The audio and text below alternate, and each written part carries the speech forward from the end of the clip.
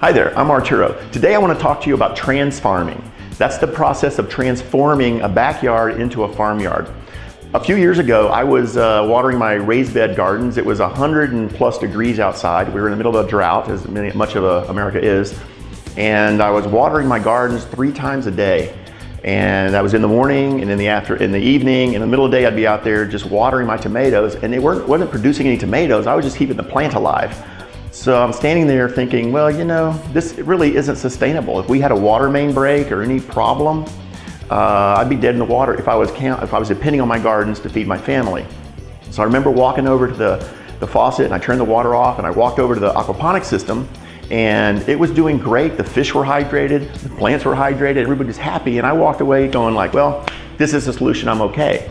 But then it occurred to me, you can lose all your fish. Your aquaponics system goes south just like everything else. So I kind of walked away thinking, well, what's the solution? And so I sat down on the porch, and I remember thinking, well, what is the solution? And I started thinking about it, and I said, wait a minute, what did the pioneers do? We're here, they did something right. And as I thought it through, I realized it was backup and redundancy is what they had. They didn't rely on just one component to grow all their food. They had a lot of different things they did to grow food. And that included storage and cellars and chickens and goats and rabbits and all kinds of other things. So that's what started the whole concept of transfarming, transforming your backyard into a farmyard.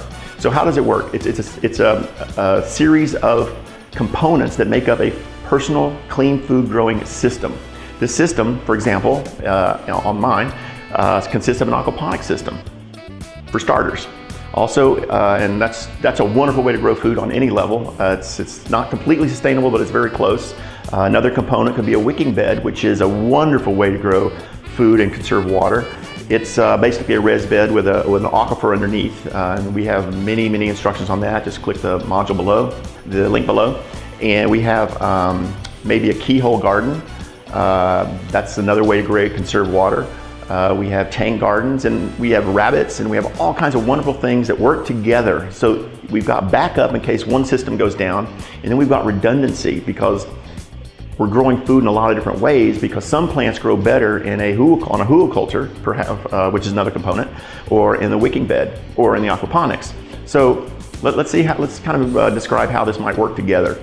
So my wicking bed, when I water those, I use the water from the aquaponics system. That's nutrient-rich water, and those fish are fertilizing that every day. Every minute of the day, it's getting fertilized. I use that in my wicking bed, so that supports the wicking bed. When a fish dies, I'll take that fish and I'll bury him in the garden, give him a little ceremonial burying under a stalk of corn or something, and it just fertilizes. Wonderful fertilizer out there.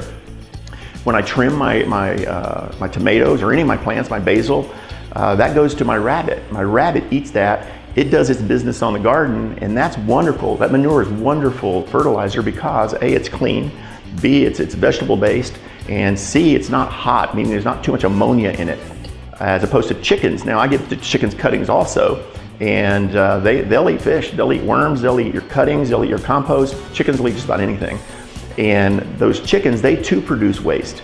But their waste is what's called hot, meaning you can't put it directly in the soil, but they do their business on the hay. And I use that hay around the fruit trees because that becomes wonderful mulch and wonderful fertilizer for the fruit trees. So everything's supporting everything else. What compost they don't get, or the rabbit doesn't get, goes into the worm motel. A worm motel is this really incredible little feature that goes in the wicking bed. It's basically a 5-gallon bucket with holes around the bottom. And you throw your compost in there, and the worms go in there and eat the compost. Then at night they go out, there's holes inside, and they party in the bed, and they come back. And again, if you want instructions on that, click the link below. And so worms are just fantastic for a transfarm garden. The fish love them, the gardens love them, and the chickens love the worms. So a vermicompost bin of some kind, or some kind of worm growing component, is really an integral part to a really healthy transfarming system.